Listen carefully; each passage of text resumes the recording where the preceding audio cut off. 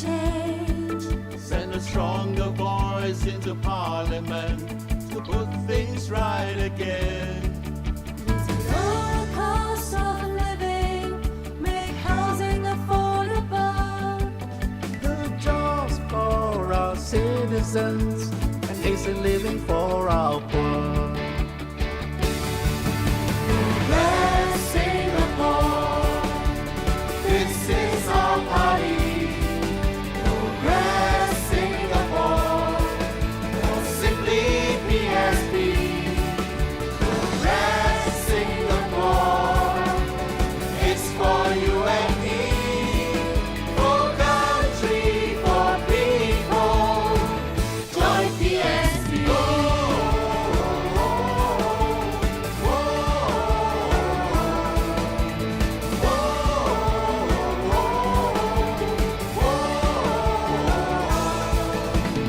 We don't want our country to be run like a company. Public goods and services are not meant to make money. Need a better healthcare system, tax scheme that helps the poor. Education that grooms our kids. A compassionate Singapore. Progress Singapore, this is our party. Progress Singapore, or simply PSP. Progress Singapore, it's for you and me. For country, for people, join PSP. Progress Singapore, this is our party. Progress Singapore, or simply PSP. Progress Singapore, it's for you and me. For country, for people, join PSP.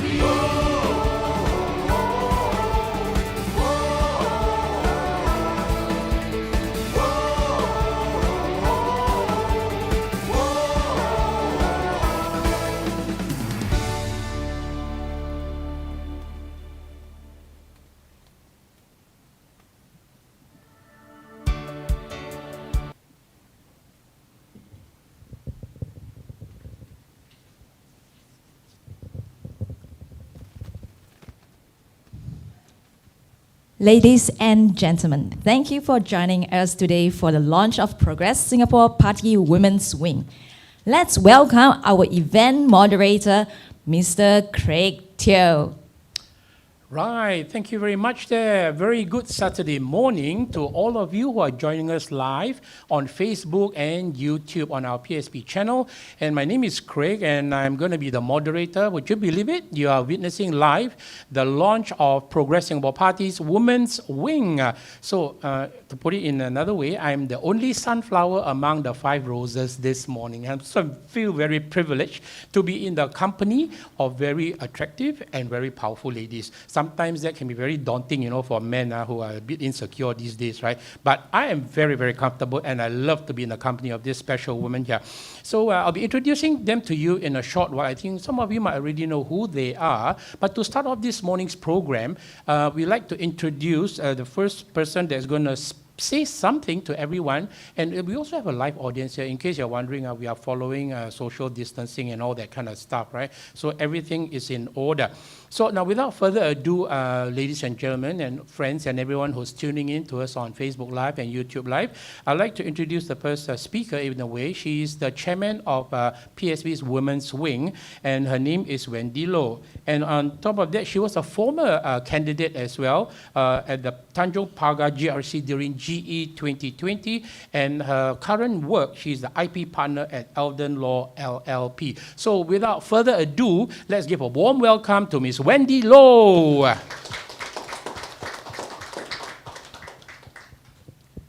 Hi, very good morning to one and all for waking up early on a Saturday morning and joining us today on our Progress Singapore Party's Women's Wing launch. I'll be providing a little bit of background as to why we started this chapter, and I hope to be able to draw you into the topic of discussion for today as well. In the course of my campaigning as a candidate in G 2020, I had met women of diverse backgrounds. And in my exchange with them, I've come to realize that women are deeply interested in society's issues, but just not in the shape, form, or manner that most of us would associate with politics. Women are at the heart of it, aspirational and driven by values like democracy, equality, justice, peace, and progress. These are the very same ideals that Progress Singapore Party is built upon. It was therefore a natural progression after the last general election for our party to have started our own women's wing to share our party's core beliefs with more Singaporean women. Building on the same values as PSP, our Women's Wing logo is a feminine representation of our party's palm tree, with the 5 fronts representing our outreach to the 4 racial groups and new citizens. A tree is naturally also a symbol of protection, with its values deeply rooted. And in the short election run we had, our palm tree has found deep resonance across race and dialects. In Hokkien, it is called Ang Chiu Tang, and in Cantonese, Tai Hong Shu. Malay and Tamil residents have jokingly asked if our logo is a coconut tree, symbol of days which are simpler and our community spirit much stronger. Before words like equality or diversity came to define women's movement, some say women were already working in the construction industry. Extended families readily fostered or adopted other families' children, and my father was one of them. Neighbors used to share recipes and swear words with equal humor and across Malay, Tamil, and dialects. And because we are all fellow Singaporeans, the little slurs and sparkles did not set off the social media fire we witness so often nowadays. So where are we truly going beyond GDP growth and rising cost of living? And how can our women's wing add value to our nation's conversation on progress? One of PSP's core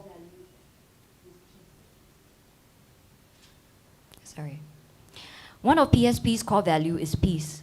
But what is peace beyond the absence of war and natural disaster? And are we truly at peace with ourselves and as men and women living in Singapore? Many signs suggest that we are not, with rising youth suicide, declining mental health, and increasing sexual harassments in schools. Our nation is not well, and our Women's Wing has a 7-point inclusivity agenda to address this. 1, to be at peace as women, we need to find meaning in our strengths, and we need to be validated for our strength. Beyond the work-life embracing, 2.1 child producing, work upskilling women that we are repeatedly reminded to embrace, each Singaporean woman needs to be acknowledged for the life choices she has chosen to undertake. 2, to foster peace within our community, we need to dialogue with our fathers, brothers, spouses, and employers to seek lasting reform to eradicate sexual violence, harassment, and discrimination. At our Women's Wing, we term this the Woman Dialogue, spelled W-O+M-E-N, because in the English spelling of woman, the men are necessarily already included. 3rd, to seek peace and progress as a nation, equality is fought not only for our women, but our fellow men. We must end discrimination and draw strength from unity. In G 2020, I'd spoken of Hong Kong's Equal Opportunities Commission, which is an independent body set up to implement anti-discrimination law. From here, we have also drawn inspiration to advocate for an anti-discrimination legislation that will prohibit discrimination on a number of grounds, including sex, marital status, pregnancy, race, age, and disability. 4th, to sustain our families peaceably, we need to recognize that more than 1 in 3 marriages in Singapore is to a foreign spouse. There needs to be clear and transparent criteria for residency of foreign spouses married to Singaporeans. Beyond this, we should also recognize that there can be many models to the family, from single moms to fostering to adoption. The pressure should be released from women to get married early, register for BTO, and have their children before age 30. 5th, peace is also sustainable only when our economy develops equitably. Our party believes in developing a care economy where compassion thrives in meeting needs and bettering the lives of Singaporean women. At a practical level, our Women's Wing seeks to foster women-led SMEs and home-based work, business, and craftsmanship. This we will do by developing a Women for Women alliance to network and share best business practices. Sixth and last, to extend peace as women leaders. It is our responsibility to share our resources and to continuously uplift women who are ostracized and impoverished. And for our Women's Wing, it is not just for the 1% of leadership positions that we're fighting to have equal representations, but for the 99% of women that we're seeking to have better political and employment policies made with empathy at the highest level of representation. Our Women's Wing distinction, therefore, is that we seek to validate, reform, and uplift. And we start by celebrating our launch team today of Accelerating Women to the Future. Our distinguished panel is invited to share with us lessons from the frontier of their work with the women of today. From Joanne Soo, one of Singapore's first few women to submit Mount Everest, to Ms. Anita Kapoor, a renowned activist who has recently set up an audio bite movement of life stories across globe during COVID, to Preetipls, a social media influencer who uses a following to outreach on social issues and fundraise for migrant workers, our own NCMP, Ms. Hazel Poa, and early childhood educator, Ms. Nurul Fathiah, will also be sharing stories from their inroad in politics and using technology to enable childhood education respectively. And so with our exciting panel speakers, I will not hold up the program and pass this mic over back to Craig. Craig. Thank you very much there. That was a very brief introduction by Wendy Low. In case you just joined us on Facebook and YouTube Live, you're wondering what you're watching. Well, you're watching a live broadcast of the launch of PSP's Women's Wing, and that was Wendy Low, who is the chairwoman of the PSP's Women's Wing. Now, my name is Craig, and I'm going to be the moderator. I was saying that I'm the only sunflower among the beautiful roses today, and I'm really, really glad that I'm given this position to be here. Now, the theme for today's topic, as mentioned briefly by Wendy, was accelerating women into the future. And all the 5 persons we have as panelists, I'm going to do a very quick introduction, and at the end of it, then we just give them the applause, okay? Can we do that, please? And also, for those of you who have just joined us as well, you are able to pose any questions you might have to our panelists, either on Facebook or YouTube Live. And we will do our best to take as many questions as possible as time permits us. Now, just a very quick introduction before I get into the thing proper is that not all of our panel speakers are members of PSP. They were very courageous. We invited them, they took up our offer, they are here to share with us, and some of their views expressed may not be in alignment with our party values, but it's okay because why we believe in diversity. So these ladies are here to tell us what they think and how they feel about certain things. So for the 3 of them that are not with PSP will be Ms. Anita Kapoor, Ms. Joanne Soo, and Preetipls. So whereas Nurul Fathiah and of course our NCMP Hazel Poa are members of PSP.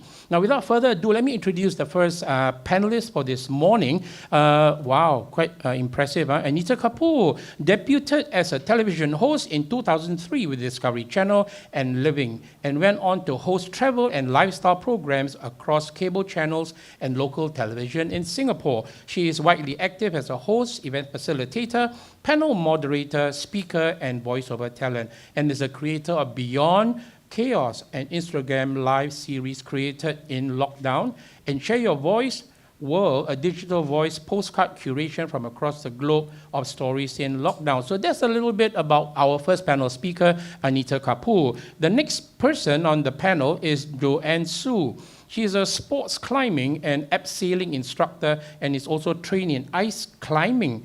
Joanne is profoundly passionate about mountain climbing. The turning point in her 25 years of climbing was forming the Singapore Women's Everest team. And they are Southeast Asia's first all-women team to summit Mount Everest. Yes! Okay, in recognition of her contribution to pushing boundaries, Joanne was honored by Women's Weekly as one of the great women of our time. She has also received a special commendation from the President of Singapore and was inducted into the Singapore Women's Hall of Fame. Wow, amazing. Okay, next we have is a social influencer. Preeti Nai is her name, but she's better known as Preetipls, Singapore's top everything lah. Huh? So she is best known for her satirical comedies, videos on social media. She believes that being an influencer means having the opportunity to use her platform and influence to spread positive social change and raise awareness about causes that are close to her heart. That's Preetipls. The next one is our very own PSP member, Nurul Fathiah. Nurul is an early childhood educator for 4 years now, having been involved in her center meeting some very key achievements, such as a visit, there was by ministerial visit, Masagos Zulkifli, who's the Minister for Social and Family Development of Singapore, and piloting a home learning program with infants up to kindergartens using Zoom, because a lot of them had to, because of COVID, couldn't go to school, right? So, came up with something interesting. She's always keen in learning and self-improvement. Nurul has an additional 5 years of experience in early childhood through internships and learning programs with the Institute of Technical Education and the diploma as well. Nurul is always looking forward to upgrading herself. And of course, last but not least, the one that needs no introduction to everyone, you all should know her. She's the non-constituency member of parliament, Hazel Poa, who contested in the West Coast GRC during the general elections in 2020. She graduated on a PSC scholarship, after which she was appointed into the administrative service and served 2 years in the Public Service Division, Prime Minister's Office, and 2 years in the Ministry of Finance. Wow, so she's been there. With a passion in education, Ms. Poa runs a tuition center business with her husband presently. The motivation that drove her to be a politician is the belief that Singapore needs an alternative and that the one-party system is no longer sustainable over the longer term. She believes in diversity, especially in education and politics. I believe diversity breeds creativity and innovation and hence progress. I would like to see our education system and political landscape embrace and respect differences and different ideas and paths. So that was it for all our 5 panelists. Can everyone present and our live audience, please give them a nice round of applause, please. Wow. So they are already pushing the boundaries. They are definitely accelerating women. There is no glass ceiling where my 5 panelists are concerned. They are doing things. Anita is a social activist in the manner of speaking. Joanne is a mountaineer. I've got some questions for her later, quite interesting. Of course, Preetipls is a social influencer, a childhood educator, and NCMP. For those of you who have just joined us, once again, welcome. And something, talking about that, right? They've said that the women getting into politics, right, it's actually good to... Do you think the day will come whereby we will see a woman Singapore Prime Minister? Hello, yes. Yes. I think it's just a matter of time, right? Because if you notice, the two that comes to mind is, of course, the Prime Minister of New Zealand, Jacinda Ardern. She's done an excellent and marvelous job becoming the Prime Minister, the woman Prime Minister. And also, of course, the other one that comes to mind is the one from Germany, Angela Merkel, who's been there for a long time. And I've seen the video of her whereby she keeps such a low profile. She still takes the bus, does her own grocery shopping. Can you imagine things like this going on? Okay, so to start this morning's conversation, let's bring the topic back to our panel of ladies. And I'll start with Anita. Okay, Anita, this question I'd like to pose to you is, what does the women of the future will look like to you? Would you like to take on that question? So first of all, I'd like to say thank you very much to PSP for inviting me to be on the panel and to sit with these amazing women, all of whom I admire in many, many different ways. Of course, to put me next to the person who actually scaled Mount Everest is very unfair. But I'm really, really happy to be here and to, of course, have heard the manifesto as well today, which really resonates with my own heart. Now, your question was, what would the woman of the future look like to you? Well, I think you're kind of looking at them right now. Wow. So the future is already here then. And the future's in this room as well. I think we have to remember that when we talk about women in the future or anybody in the future, we're kind of putting them at a distance rather than dealing with where we are right now. In order for the future to actually happen in the way that we envisage it to happen, we actually have to put the work in right now. And it's not just for the future that we put the work in, it's for the now as well. And I want to also add to that I think women have been working very hard for what is actually their right to be equal human beings in this world for many, many centuries. And this morning I was thinking about how would I answer this question, and I had so many different thoughts in my head. And then when I entered the building, I was walking up the escalator, and I saw an advertisement for one of the migrant lady workers, which we otherwise call maids in Singapore. And I saw an advertisement on one of the panels, and I realized we have such a long way to go in this country for the betterment of all women, because all it said was, not happy with your maid? Would you like to change her? Come right inside. Words to that effect. And I just thought, wow, okay, here I am thinking from my position of privilege and certain level of empowerment that everything is all okay because as a country we have a certain level of education and a certain income level.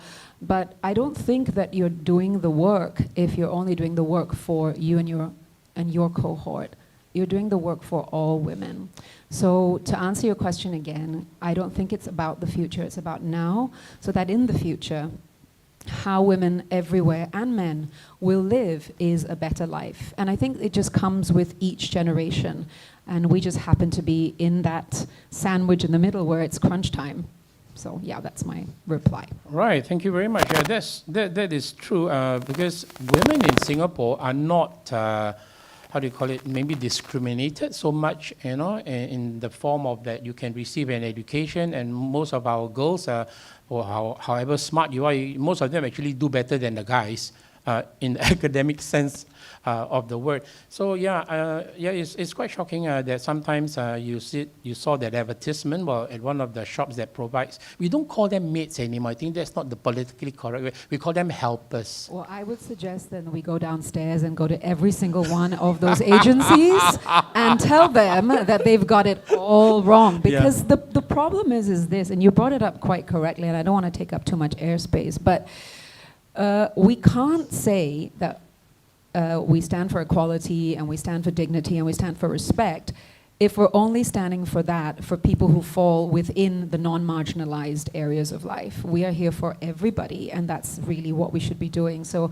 really, I did have a plan to go into that shop and say to them, I think your advertising sucks, and I think you people are horrible, and also your lighting is really bad.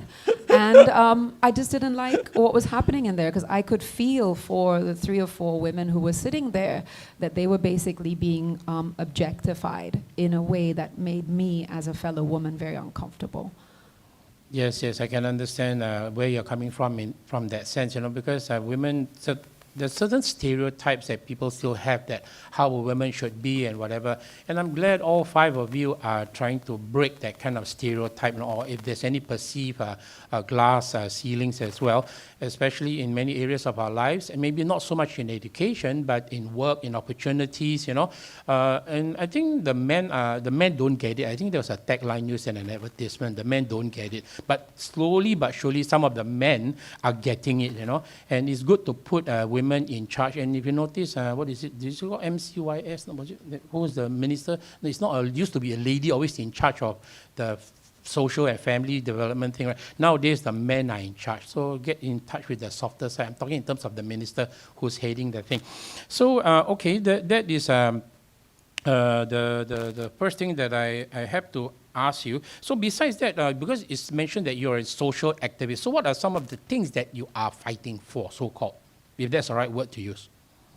I'm not sure, sitting next to Preeti, that I am actually the person who's the activist. I think I have advocacies. I think Preeti has done an amazing job to really be a social activist that is seen.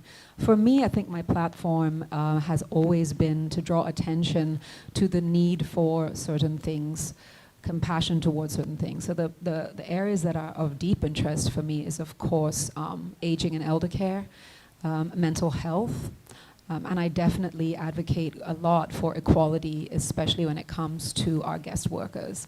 And the reason why these three things are particularly important to me, and I think you can only advocate for the things, you can only advocate very strongly for the things that you have experienced or others have experienced close to you. And then the rest of it is about sitting down and listening and understanding from other people's perspectives and points of view.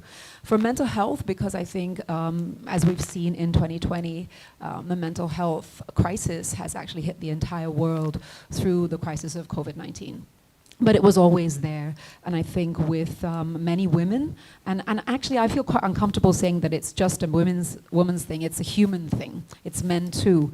I think that there's a lot more that we need to do to open this story up, you know, and to stop making it feel as if it's a stigma or it's something that's to be hidden, and that can be done at, you know, a child's level. Nurul, I'm sure you have some things to say about that. And as for our migrant workers and our guest workers, I just feel that this is a never-ending story of subjugation that we should actually be utterly ashamed of. And there has to be a better way for this. And so I'm going to leave the floor open to everybody else, because these are some pretty interesting topics already. Right, thank you very much there for your take. Yeah, okay, so we'll move on now to our next panel speaker, and that is Joanne Soo. Wow, well, it's so amazing, right? So tell us, when did you decide, Joanne, that you wanted to be an adventurer, go and climb mountains? Did it like just happen out of the blue one day, okay, I'm going to climb Mount Everest, and then you just did it kind of thing? Or how? Share with our audience. Hi, good morning, everyone. Thank you for having me here to give me an opportunity to share about my climbing experiences and what I have learned from that journey. So to answer that question, I was very fortunate that I was very active in school. Yeah, and I think our education allows us a lot of opportunity to try out different things. So I was in basketball team, and I was in uniform groups, you know. So my activities back in school gave me the opportunity to love the outdoors. I love the sun. All right. So then, and then as a teenager back then, you want to look for what am I good at? What can I do better, right? So a lot of times you look at your friends, oh, they are so good in shooting, you know, in the team. So look for the best person in your team to look up to.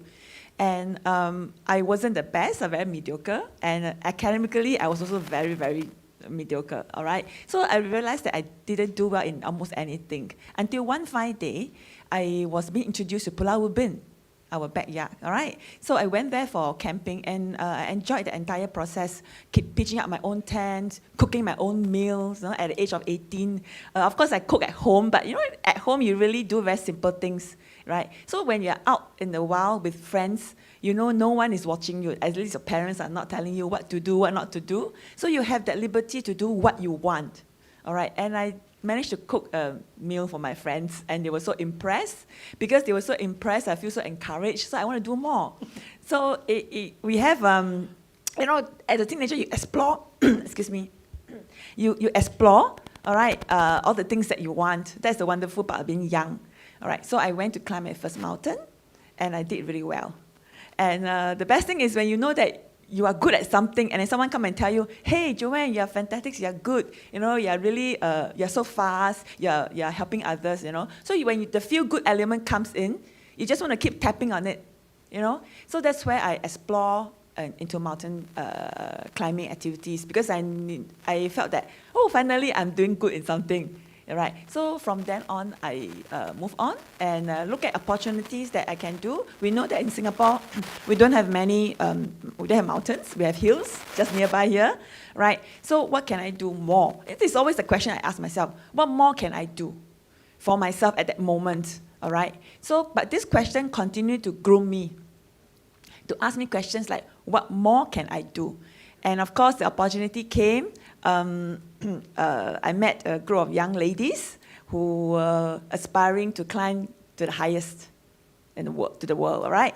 So I did have some reservation back then, because I was already 10 years into my climbing experience, all right? And these young girls were like 19, 20-year-old, all right? So the question that I have back in my mind is, are these girls serious about climbing Mount Everest? Because it's such a big deal, you know. People die on the mountain, and there are many who want to climb it, but they didn't even manage to get to the base camp. All right, and then we are talking about girls at 19, 20. They're talking about climbing big peaks like this.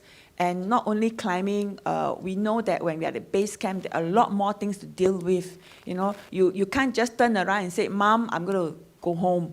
You know, you can't do that, right? So coming together with the team, all right, we move on, and eventually there are a lot of things that we came together and do a lot more.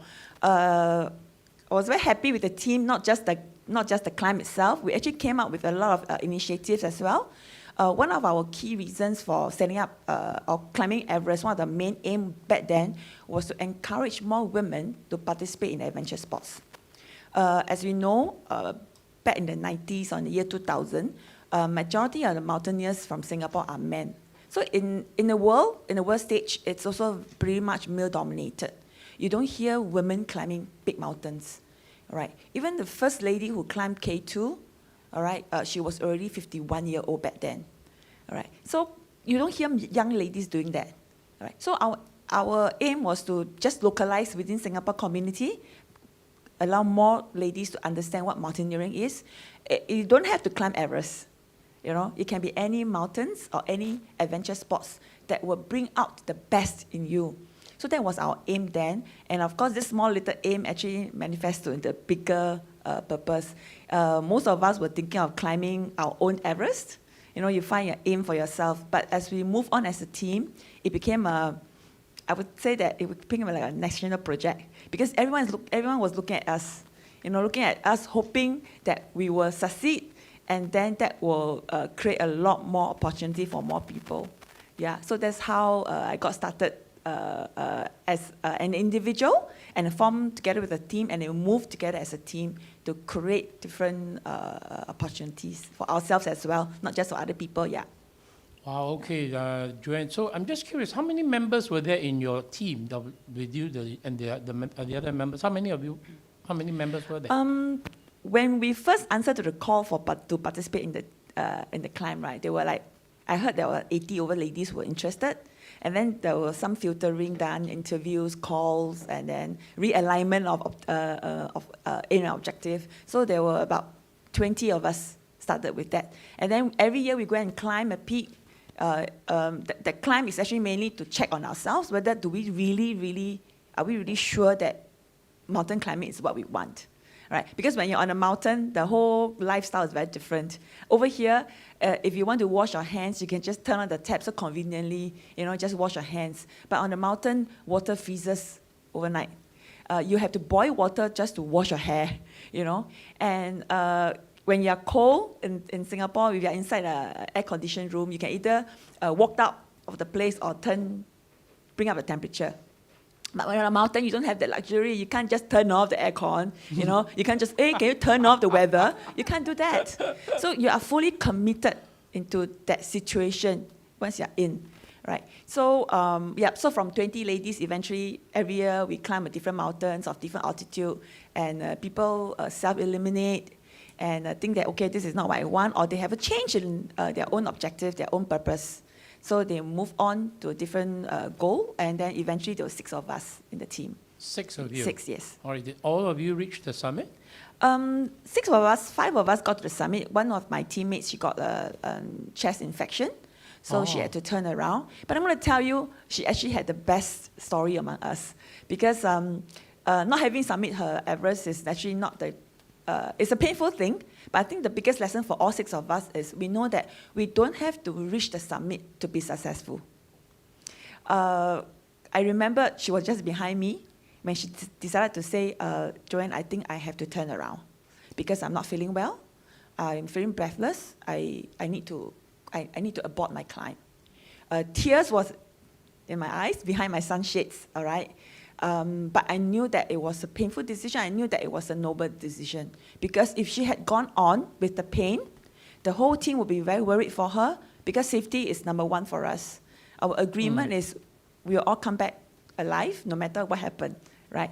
So she went off, and I know that, okay, this is now, the 5 of us will move on with the task, all right? with her in our hearts. All right. So, so if she didn't turn around, didn't sacrifice that decision to turn around, insist to push on blindly, we would not have achieved 5 summits for Singapore. Right. So it was a sacrifice that she was willing to make so as not to put the rest of the team at risk, right? Now, I'm just curious, and I'm sure our audience watching us live on Facebook and YouTube as well, what kind of a preparation did you have to do? How long it took when you all decided that, okay, it's the 6 of us now, how long is it going to take for you all to prepare and then to acclimatize yourself to eventually reach the summit? How long did that whole process take? To be actual, it's 5 years. Wow. All right. So 5 years of preparation and 2 months in Nepal. We spent about 9 days to walk to the base camp.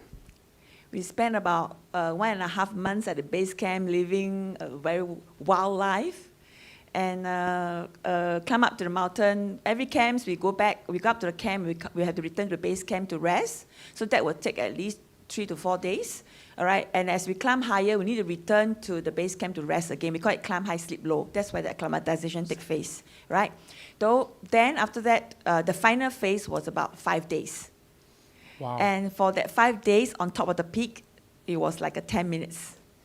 So you can safely say that we spent 10 minutes on the mountain, but we took 5 years to get there for that 10 minutes. Wow. I mean, it is amazing that you actually reached the summit. And as you mentioned, there are people actually who perish, who never reach the top, right? For those of you who have no idea about trying to climb to the summit of Everest or anything that challenging, it is actually putting yourself really at risk. You have to train like crazy. You have to be super fit. There's so many variables that you have to deal with. And one of the biggest variables, as I understand, is the weather. The weather will eventually decide whether you can even climb or reach the summit. And of course, you have your guides, the Sherpas, and things like this. And then you see some of the men who try to shoot at their tough, right? Oh, I climbed to the summit of Mount Everest. I didn't use oxygen, you know. So, okay, Superman. To add on to that, actually, seriously, climbing the mountain is not exactly the toughest part. The toughest part for us is to convince our family members that we are serious, to convince the people around us that we meant business, and to unfortunately, we had to prove ourselves at the base camp that we are women from Singapore. Though we have no mountains in our backyard, we are able to achieve the same international standards as other climbers. Wow. Right. So that was toughest, trying to prove ourselves, you know. And we know that. And then sometimes you keep asking, why do I need to prove to you anything? All right. So there's a lot of mental struggle in us because we know that we don't just represent ourselves, we represent the nation. Because people look at us as Singaporean women, the girls from sea level. All right. Right. And then, so this was actually one of the 3 elements that we thought was the toughest than climbing mountains, Sometimes the literal it's not mountains. the actual act of climbing, right? Yes. But you shared something with me, which I found was a little bit funny. You said when you reached the top of Mount Everest, you were singing a song. And what was the song you were singing? Maybe you want to share with our audience. You're not supposed to reveal this. Yes. I shamelessly sang a song, Top of the World. Wow. Into the walkie-talkie. So now I thought it was really crazy, and then I think the guides and the Sherpas back then, they must be rolling their eyeballs like, what the hell is this Singaporean woman doing on top? And the fact is, my guide was telling me, you can still sing. Then I look at him, why not? That was something that I did, but I'm not sure how many of them heard me, but I was rumbling into the walkie-talkie. Mainly is to send this to Yi Hui and my teammates some of them were already back at base camp. And then probably for my climbing buddy who were climbing with me on the same day, Peiji, she could hear me if she were to like walk, but I'm not sure whether could she concentrate listening to what I was mumbling. What an interesting take. And I'm sure in a way, you have broken through a lot of barriers to achieve what you and your team has achieved, because many a time it's just like back in those days when Roger Bannister was trying to run under the 4-minute mark, and many people say it couldn't be done. So now that you have done something like this, so it becomes a form of inspiration to a lot of ladies, and men included, who may want to do something. You don't know how far you can go, how much you can do until you push yourself. Just one last question pertaining to this. How much money did you have to raise, and was corporate sponsorship forthcoming in Singapore? I know in countries like America, other places, right, when you do these sort of things, corporate sponsors come for. In Singapore, did you get any corporate sponsorship? Thanks for that question. That was one of the toughest journey for the entire planning of climbing Mount Everest. Yes, we did have. We are very, very fortunate. But it wasn't like just call and, hey, we want money to climb. It wasn't that way. It was very important for us back then that we need to let people know that what is our intention. I think the purpose of a climb is very important. Well, we know that when I summit a mountain, the summit belongs to me. So-called the achievement belongs to the individual, right? So it seems like very individualistic. But if you look at the bigger picture, the Women's Everest team, we actually created quite a fair bit of encouragement to a lot of women, not just Singaporean women, but we have overseas ladies who actually came to us to thank us for doing what we did, all right? So sponsorship-wise, we were focusing on how can our journey benefit the people at large, especially Singaporeans back then. So we are very fortunate that we have a lot of interest from the corporates as well as ministry. They actually came forward to give their best support that they could. Not forgetting back then there was an economic downturn. So we knew that it wasn't easy for any corporates to come forward just to get this through with us. Yeah, so we were very fortunate to have, back then we had NATAS, we had Lee Foundation, we have the our Singapore Sports Council back then, Singapore Sports SG now, they were also supporting us very strongly. And we have True Marine, quite a big group of sponsors who came forward, who believe in us. More importantly, they actually share the same values and the morals that we are bringing towards to the bigger crowd. Yeah. All right, thank you. By the way, what year was it when you submitted Mount Everest? Oh dear, it was 11 years ago, 2009. 11 years ago. Well, it seemed the way you speak is like it just happened yesterday, It was an experience that's so unforgettable. I'm sure. Right, thank you very much. There was Joanne Soo who was sharing with us about her summit to Mount Everest. The next person on the panel is her real name is Preeti Nair, but everyone knows her as Preetipls. So can you share with our audience, both live and on Facebook and YouTube Live, what made you decide on becoming a social media influencer? It's very unconventional, right, in that sense? Yeah. Yeah. I spent like the last 5 minutes thinking about how unfit I am, by the way. So, yeah, that's what was going through my mind the whole time. But anyways, hi, I'm Preetipls, and yes, my real name is Preeti Nair, and I create like comedy content online. So I'm a content creator, social media influencer, all of that, but influencer has a very negative connotation, so sometimes it stresses me out to hear that. But I mean, at the end of the day, I feel like if you have some form of influence, you are an influencer, so I'll take it. And what made me start was, honestly, it's so weird because it's an overnight. This happened overnight. So I was literally just making content online for fun, like for my friends. I was making funny like Instagram videos, and maybe like 10 people followed me, and they were all my friends. This was literally just a spam account for my friends to laugh at me, and not with me, like at me. And I was like, okay, I was cool with that. And one day I was scrolling through Facebook at work, as we all do, and I saw a video of someone calling herself one of Singapore's top fashion influencers, and she was walking along the streets of Orchard Road, and she was talking about her own fashion sense, and she was kind of like criticizing everyone else's. So she literally pointed out like people walking along Orchard Road, and she was saying, that's a 2/10, like that's so ugly. Like she was literally saying that. And their identities were not even censored or anything like that. So when I watched the video, I literally was thinking to myself, like, if this was one of my friends, if someone I knew got made fun of, I'll be really upset. And then that's when it hit me, like, that's why we don't say anything, because we wait till like someone we know personally is affected by something to kind of like speak up or stand up for what's right. So I had that whole thought process just sitting at work one day, and I was just like, maybe I should just make fun of this. Like maybe I should just parody this whole video and show you how ridiculous it is to go on the streets of Orchard Road and make fun of people for how they look and how they dress. So the next day, I brought my iPhone out and with my friends, I went to Orchard Road. I wore a trash bag, a literal black trash bag.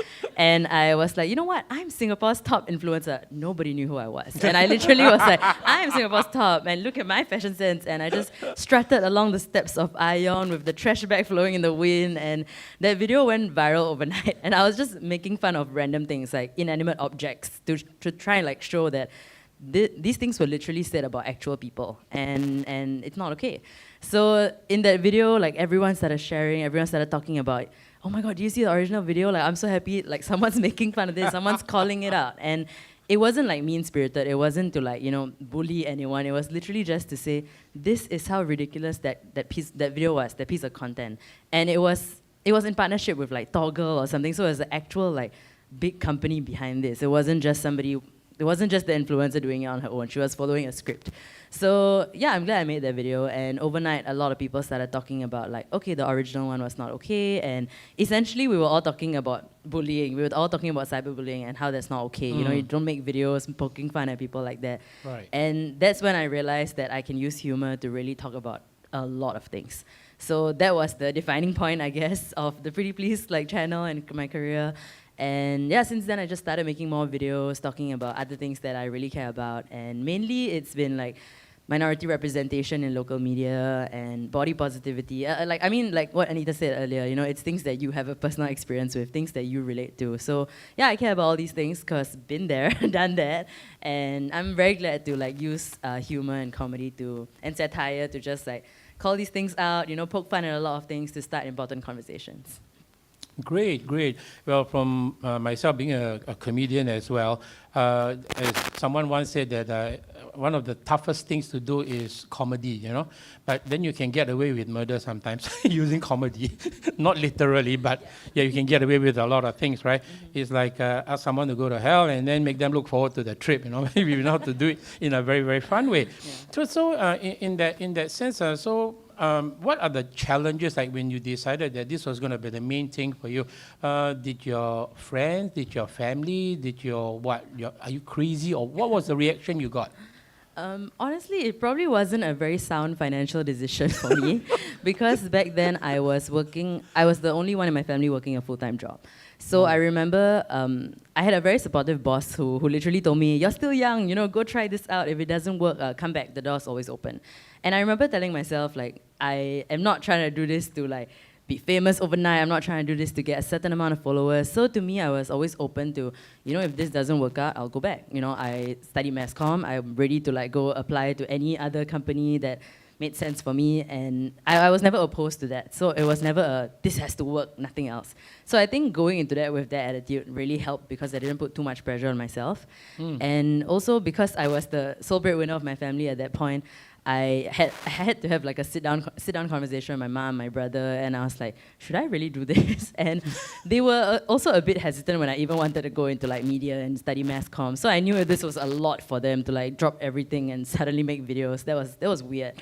But my mom is just, even if she doesn't understand exactly what I'm up to, she is very supportive. So she always says this one thing, which is, as long as you know what you're doing. Like that's the only thing she would say. Like if I tell her about some random idea, she'll be like, as long as you know. So I'll be like, okay, as long as she trusts me enough to know that I can make kind of good decisions.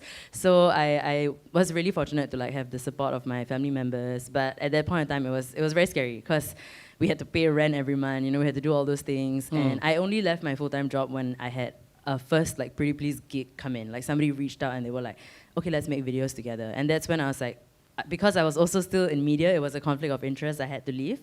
And I'm like, okay, you know what, I'll try and I'll figure this out. And if it doesn't work, I'll go back to a full-time job. So that's how it went down. I'm just very lucky that my family is still supportive until now with everything that I do. Great, So, yeah. great. Just to pick up on a point that you mentioned just now, you said your mom says, as long as you know what you're doing. Sometimes people ask me, hey, how do you make a video that goes viral? I says, I don't know, I don't have the formula. There's no secret formula to making a video work, Yeah. Sometimes scandal sells or, something whatever, but that's like going down the gutter, to me anyway, on a personal level. So it is, sometimes we don't really know what we are doing, but we just Right. put it out, and then we see what happens after that, right? And I like the fact that you tend to push boundaries a little bit, so it sets people thinking, it sets people talking. And sometimes this level of discomfort is actually good for us as a society. It helps to understand and cut across cultural boundaries and certain stereotypes that people have in the way they feel and perceive about things. Now, I was given this little footnote here that says that you have helped to raise 140,000 for migrant workers. Kudos to you for that, 140,000, wow. Cool. It was insane. What was that about? So this happened early last year when the pandemic hit, and I think my friends. So this was a fundraiser ran by my friends and I. My friends started a collective called Utopia. So we all came together. We put up a fundraising page. We're like, let's try to raise funds for migrant workers in Singapore. And I guess this started because we all just had a lot of questions about what was actually going on, and our questions were not being answered because so much was just going on in the entire country, and we were just like every time the news came out saying new cluster at this dormitory, that dormitory, we were just like, what is going on? Like, are the dorms on lockdown? You know, do the workers understand what's going on? Do they have translators around? Do they like actually know the severity of this like pandemic? Like, is everything being communicated to them properly? And we just had all these questions, and I remember thinking like, there's no one that's going to come here and answer our questions like that. And who do we pose these questions to? Like MOM, you know, like we had no one to like just ask like that. So in my head, it was like, you know what, let's just ask these questions out loud. Let's literally just make a video, let's ask all these questions out loud. And if this gets enough traction, more people will start asking the same questions, more people will, and answers will eventually come through. You know, people will actually want to feel the need to answer these important questions. So essentially, we just made a video. We worked together with TWC too, as well as HealthServe, so two organizations that are for migrant workers that were there to serve all their needs, especially during the pandemic. And we raised a total of, I think it's 350,000 now. At this point, it's Wow. insane. So the figure I have here is wrong. The 140. No, I think that was when Asia One covered it. So Asia One wrote an article when it was 140K, I think. Oh, now it's gone to 300 and 350, if I'm not wrong. 350. Wow, Yeah. fantastic. Yeah, talking about the migrant workers, right? One of the shocking things that happened during COVID was to find the squalid conditions in which those workers, you know, Singaporeans suffer from this thing they call NIMBY, right? You know what it stands for? Not in my backyard, is it? So there was one time, as long as you don't build a foreign worker dormitory near to my neighborhood, then it's okay. Before that, prior to that, it was don't build the nursing homes next to my HDB flat. I don't want to hear the old people groaning. Hello, you're all going to grow old one day, you know. I mean, that's the thing. No, it's called NIMBY, NIMBY, not in my backyard. You can build it in someone else's, but not in mine. Hey, come on, we live on a small island. We only have so much space. Unless they want to do like what previously a minister suggested, right? You work in Singapore, but send your parents to nursing homes in JB and Batam, because the seafood there is cheaper when you go and visit them. Also, that's another thing altogether. So I was also given another little snippet that 你会讲华语啊？可以。哦，你的华语比我好嘛？I don't think so. 肯定。I don't even know how to say that in Mandarin. No, but 我的华文名是美丽。Yeah. Yeah, 美丽。Oh, right. Did you learn it as a second language or? Yeah. So this is a very weird story, but basically, one day I was looking through my report book, and then I found like primary school report book, and then I found a letter written by my dad, like his handwriting, and then he said, my daughter needs to study Mandarin because in kindergarten she studied Mandarin, so I need her to continue studying Mandarin for the rest of her life. And then I read that like as a grown adult, and I was like, wow, this is a lot. So basically my parents' reason for making me study Mandarin was better for my future in Singapore, which in hindsight, like I understand, I get where they were coming from, and it's insane, like the amount of opportunities, the amount of like the reaction I get. You know, it's very interesting to navigate this situation of me being an Indian girl speaking Mandarin, and it's also and I mean, I must admit, a lot of times I wish I studied my own mother tongue, because it's weird to not know it, even though I understand it, but I don't speak it, I can't write it, I can't read it. So it's a weird, like, growing up, I was like, how come I am in this classroom and I didn't leave to go to the Tamil classroom? Then it was just very weird, like, why am I in this class?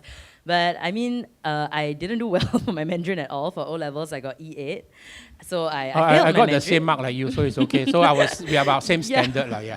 Actually, a lot of my friends, like a lot of my Chinese friends, come up to me and say, "Actually, your Mandarin's way better than me." But I just talk to like coffee shop aunties and uncles all the time. That's how I practice, and I love their reaction. They really love me just because I know Mandarin and they like serve me first. So to me, that's the better for my future, lor.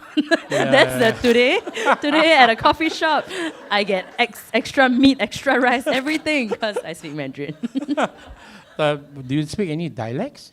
Oh no, but my dad spoke like all the dialects except Mandarin. So growing up, nobody could help me. I went through like 10 different tutors, and that's why I did so badly. But both my brother and he is way better at Mandarin than I am actually, but I guess people don't know it because they see me use it in my content a lot.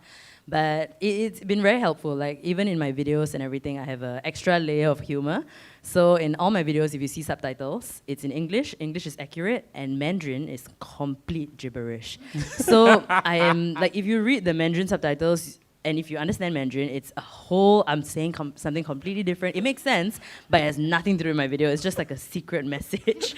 So that's where I have the most fun using Mandarin, actually. Great. So I guess after today, right, more people, when they speak Mandarin, right, in your presence, say, "Hey, 他会讲华语的，不要乱讲他的。" It happens all the time, yeah. My friends will ask me, do you spy on people? Do you tell them you know Mandarin or do you just overhear? Then I say, usually I just tell because I don't want to hear anything bad. So I always go into a room like, actually I also know Mandarin. I'll faster say it. Yeah, but I got that a lot growing up. Right. A very interesting take there. That was Preetipls. Her real name is Preetinai, but she's more commonly known as Preetipls. And I'd like to move on to the next person on the panel, and it's our very own PSP member. There's Nurul Fathiah, who is into early childhood education. So, Nurul, my question for you is, as an educator, how would you translate some of today's sharing and teaching our future leaders, the children and the future leaders? Okay, first of all, I just had like an out-of-body experience just a few minutes ago. I was just thinking like, wow, all these women are here. Then what are you doing here? Like literally, just for a bit. And then, I figured that, okay, I shall be empowering as well. Yes. Please. Okay, yeah. Sorry again, what was the question again? I'm so sorry. The question...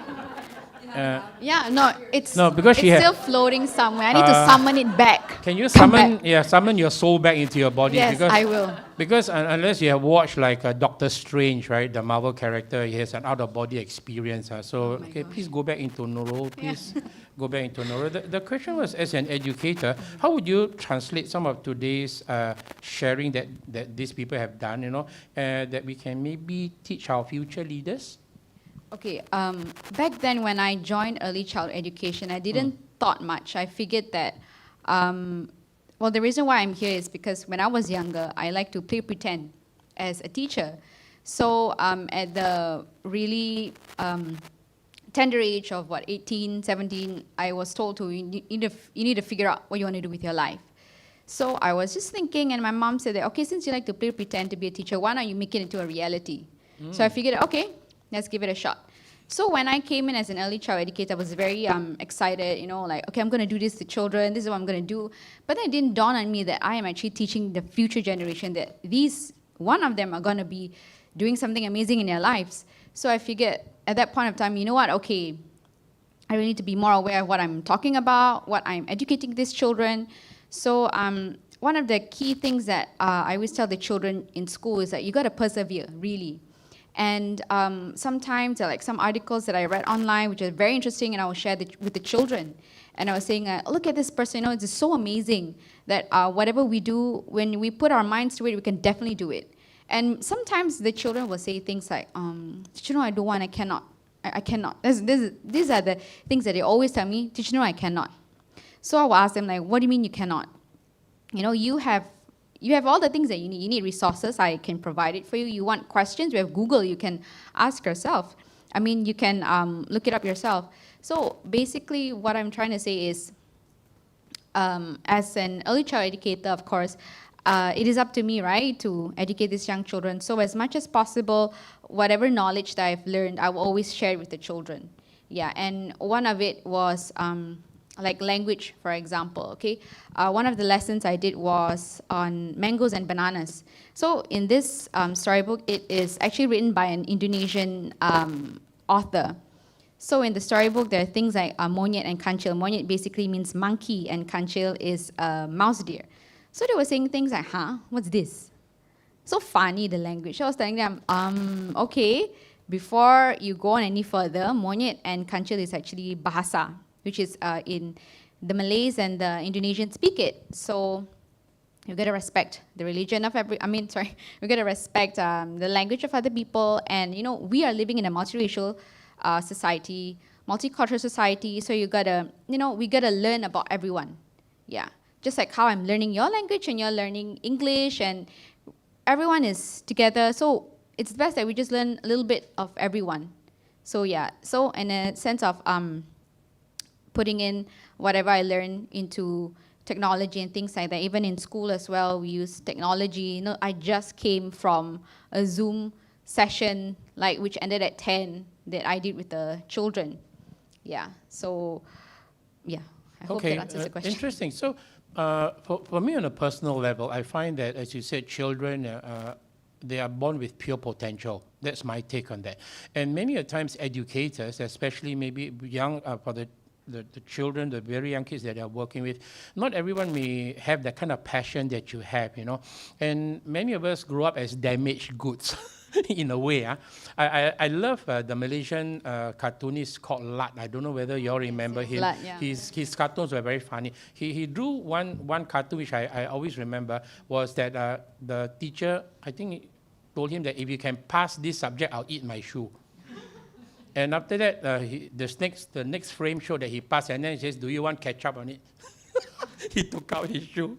That was great. But sometimes, you know, a lot of times the educators themselves, because I do go and do school shows in the past, you know, and children have this boundless energy that they want to do things, no? But the moment they gather them into the school hall, right, they all must like sit down and be like quiet monks, you know, cannot do anything. And then I let the children make as much noise as I possibly can when I'm in the hall with them. And the teachers are mortified, you know, oh my gosh, what's this guy doing? But over and above that, right, I mean, like, with the challenges of social media today, you know, and the way that education has been taught, there doesn't seem to have been a change. It's like absorb as much and regurgitate, although they are trying different ways. What have you done differently? As you mentioned, it was mentioned that you were exploring different methodologies and things like this. Maybe share a bit with us on what you're trying to do, or maybe differently. All right. Okay. I beg to differ about the saying that it hasn't changed. Honestly, it has a lot. It's just that we don't really see it. Okay, so as a teacher myself, one of the ways that we educate these children, or we teach certain topics and things like that, is through play, where we literally let the children play. We will begin the lesson with like 5 to 10 minutes of children just playing. We give them the materials, and some of the keywords I would tell the children, okay, we're going to start with a game, and we're going to play. Yeah, so after which I will move on to the E part, which is exploring. Okay, we will move on to exploring, where children touch things, they make whatever they want to make. So one of the lessons was about sink and float. So basically I just put materials that sunk or float, and I didn't tell them anything. So I told them, okay, you just go ahead and explore. Tell me what you see, what you observe. Yeah, and then we got them to thinking, discussions. Right now, we don't really see it, but okay, perhaps we do.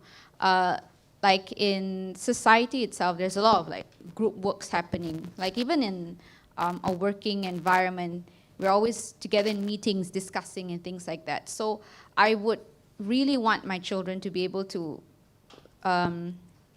discuss it, basically, instead of just talk about what they want to think about. But at the same time, I want them to be able to hold conversations with people, make them more confident, things like that. So which is why there's going to be discussions.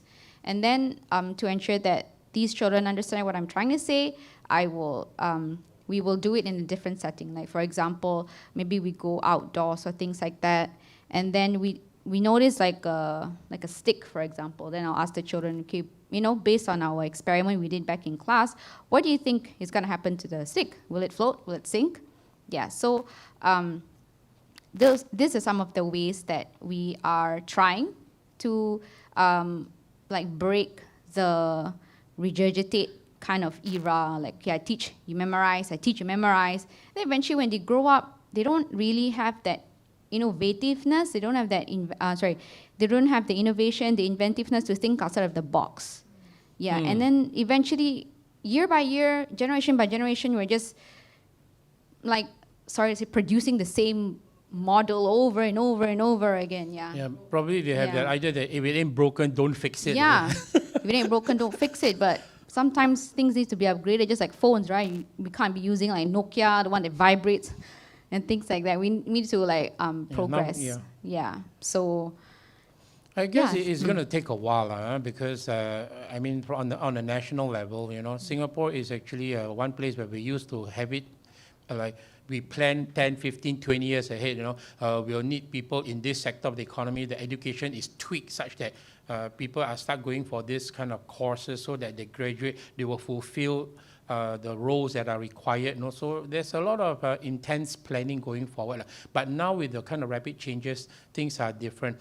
So maybe even going forward, it'd be good if our children can have a chance to be children, and you say integrating play into the learning process, right? And that may get the creative juices flowing. Right, interesting. So, okay, very good. Thank you. Anything else pertaining to maybe not just education? Are you single? You're married? Is that too personal a question? Are you dating? I have 28 children. Yes. Oh, wow, you have 28. Yes. Oh, you are 28 very children. productive. I am both mother and father. Yes. Sometimes children would just come up to me, Daddy. I'm just like, what? Like, Daddy. Or sometimes they would just say, Mommy. Like, oh. Sorry, what? What did you just call me? And like, no, sorry. Yeah. So, the reason what triggered me to ask you the question was because we had a concert in December whereby we did a virtual concert also here at our PSP HQ, and there were some people after seeing Nurul perform says, will you marry me? They were posting some requests and things like this. So it's good to let people know, you are taken already, or dating already, or getting married or whatever. Then, okay, too bad, guys. Try somewhere else, But she was a very good singer, so multi-talented in many, many ways. All right, now we'll move on to, of course, last but not least, our very own NCMP, that's non-constituency member of Parliament, Ms. Hazel Poa. She has, as you all heard earlier, right, in the introduction, right, she is on the PSC, that's a Public Service Commission scholarship, worked in the Prime Minister's office, Ministry of Finance, and I guess, Hazel, people are wondering, why you never join the other side, huh? Maybe you can share a little bit with us your journey to becoming an NMP? NCMP. No, right. Sorry. There's a big difference for those of you who don't know. NMP means they are just nominated. NCMP means they lost by a little bit. So those people in West Coast, never mind. That's for another day. The floor is yours to be NCMP, please. Right. As to why I did not join the other side, I think I've mentioned this a few times before. I believe in diversity in our political landscape, and I feel that it's really important that Singapore has an alternative party that can one day form an alternative government. The one-party system is really not sustainable over the longer term, and there will come a day when we need a backup, and that's where I feel that I want to help build up. Even if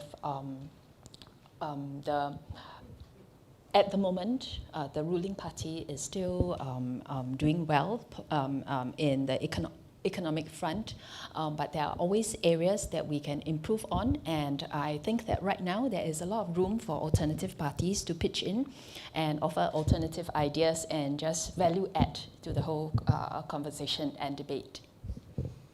Right. Okay. So, it resonates with me what you just said, that Singapore cannot continue to just have a one party dominating every aspect of our life in Singapore. But what are some of the reactions when they decided to not join the main party? I mean, just share with were there challenges, or were like friends say, hey, you crazy or not? Why you do this sort of thing? You going to get head examined or what? Why you going to take the path less traveled, blah, blah, blah, and things like this? Well, actually, one of the common problem that people who choose to join an alternative party face is actually the reactions of families and friends. And that's rather, actually, as Joanne was speaking just now about one of the biggest challenge is actually to convince the people around you that you're serious about what you're doing. I was thinking, wow, a lot of similarity between your experience and ours. So if you ever want to enter politics, you'll feel right at home. Right, male-dominated, 5 years to prepare, and difficulty in fundraising. Yeah, very similar.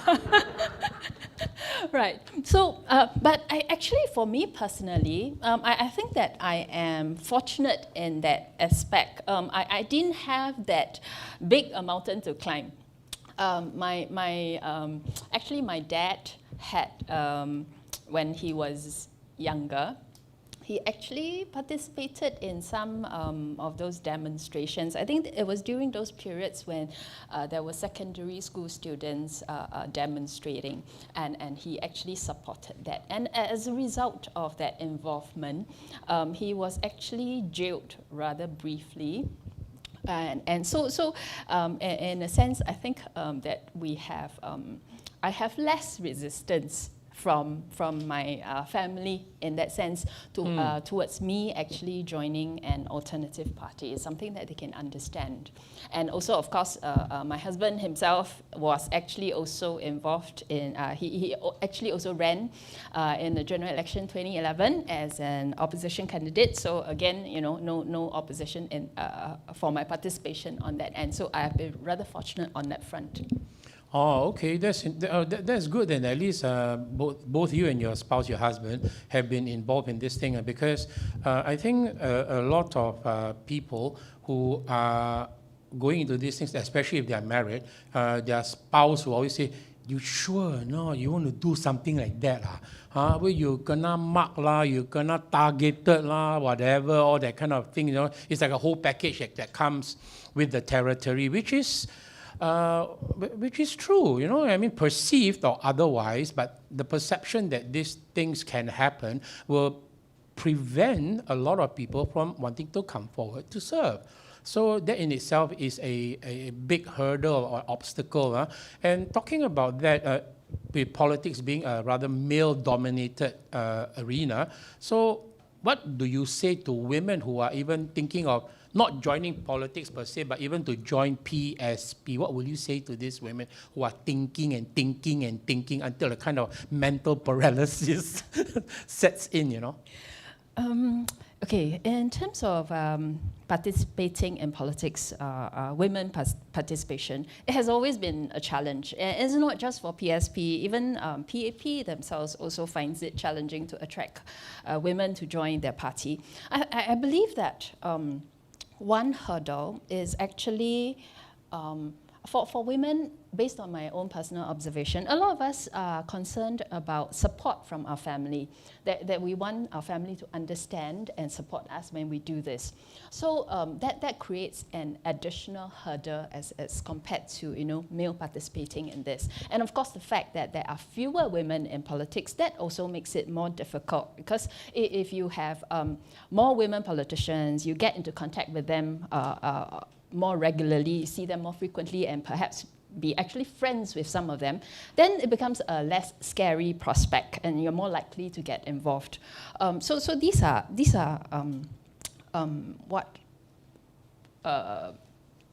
teething problems, I would say. So at the moment, although we have made progress, right? We now have 27 female MPs, but that is still under 30%, which is considered, generally considered to be the critical mass that we need for female representation to really represent something and be heard.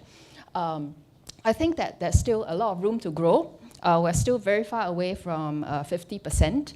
And in politics, in a democracy, number really counts, right? You have 5 MPs championing a cause is very, very different from 50 MPs championing the cause. So really, we do need a lot more women to step forward and get involved in politics, because politics is something that affects all of us.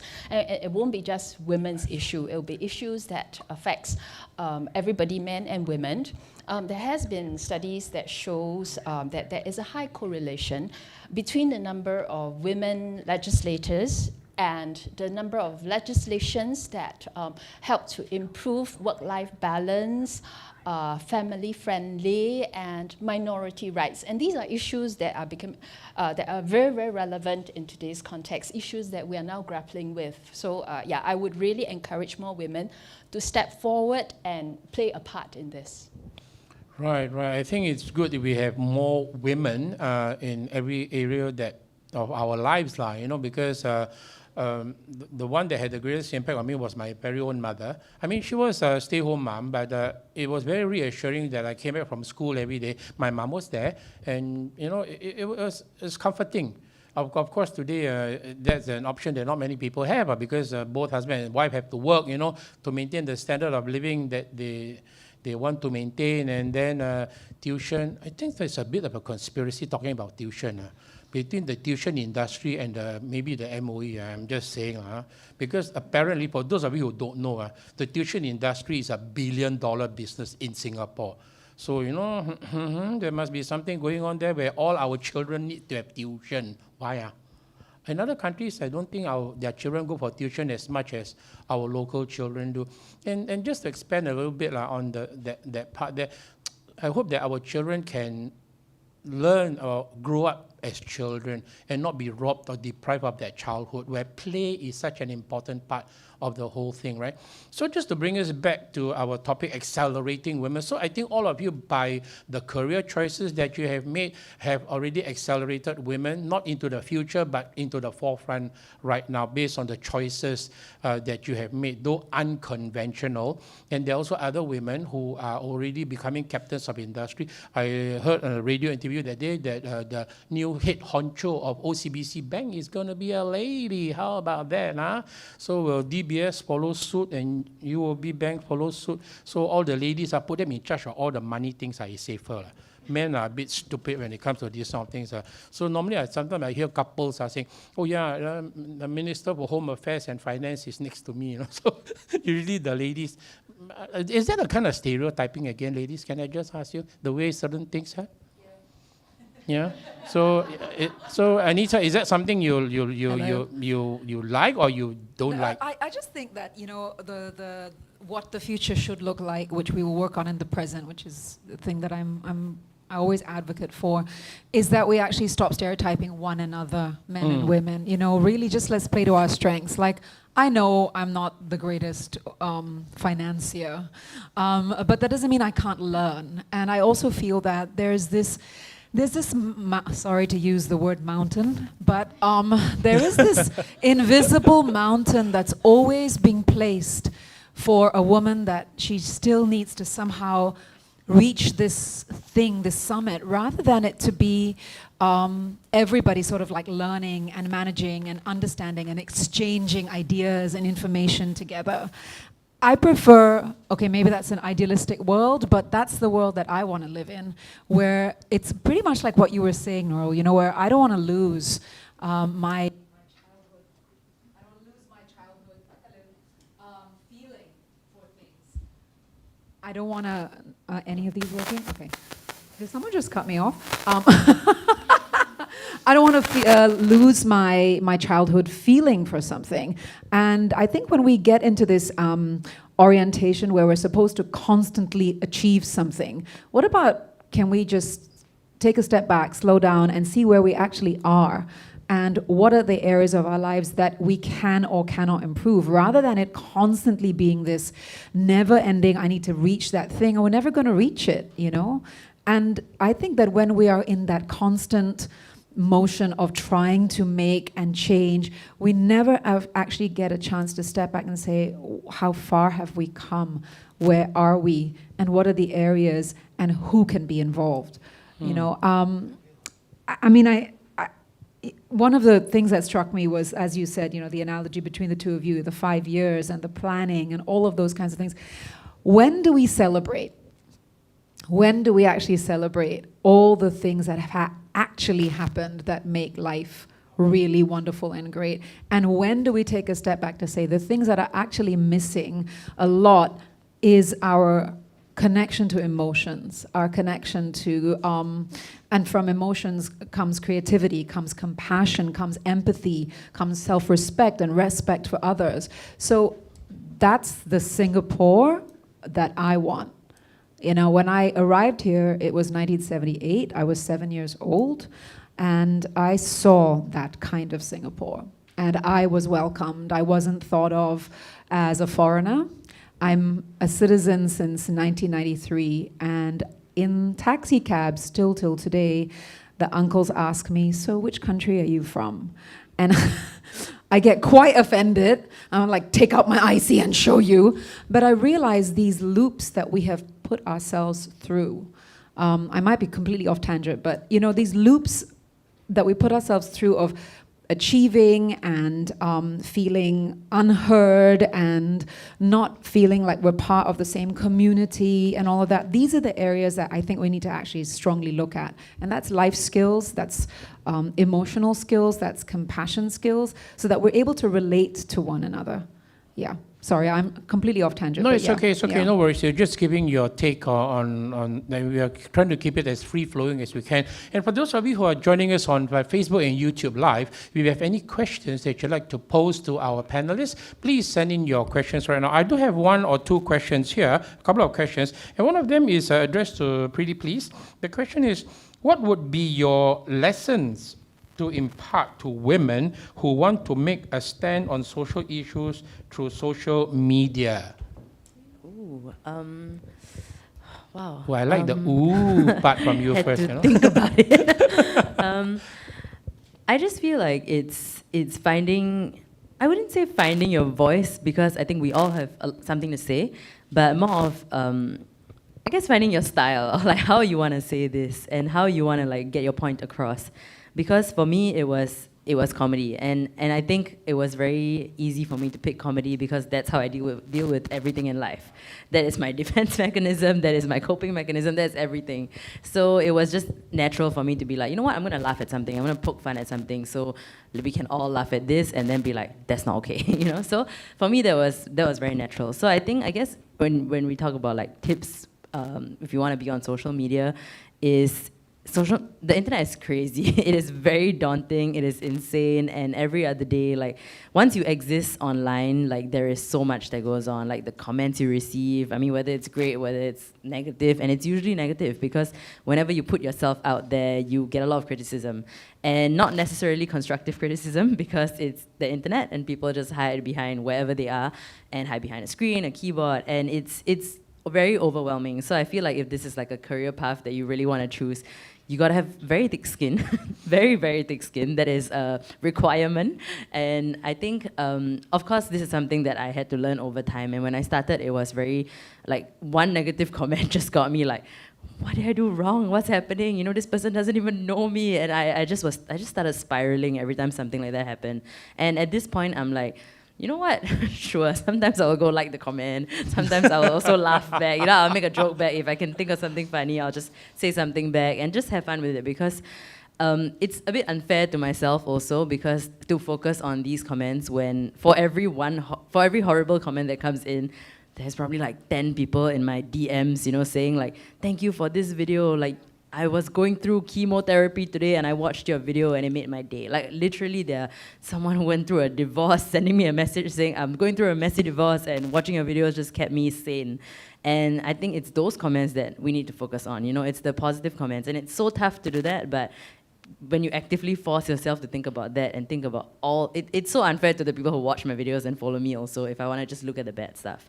So I've decided to just, you know what, there are so many people out there that like are just genuine, are just here to have a good laugh and here to like actually take something away from this and be entertained and are so sweet to like take time out of their day to like tell you that you impacted them like in a great way. So I'm just going to focus on that instead. So you need to have thick skin and you need to honestly try your best to stay positive. Right.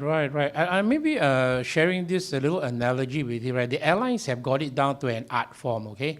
Because why? I mean, when we're not talking about those budget airlines, at least like SQ, right? They have economy, they have business, and they have first class, right? So you should compartmentalize your friends into, or people who you know who are making comments into economy class, business class, and first class. And there are some you should just offload at the airport, you know?